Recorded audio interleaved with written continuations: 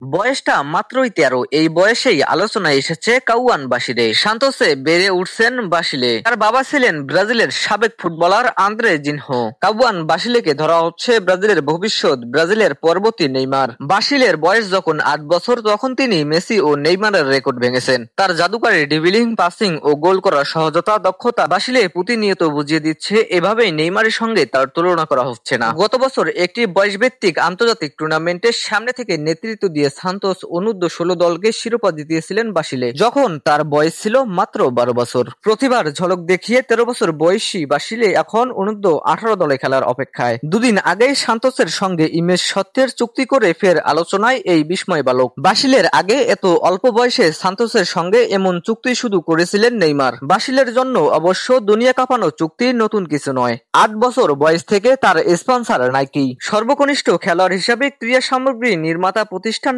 সঙ্গে চুক্তির রেকর্ড এটি। নাইকির সঙ্গে প্রথম চুক্তির সময় নেইমারের বয়স ছিল ১৩, মেসির ১৫।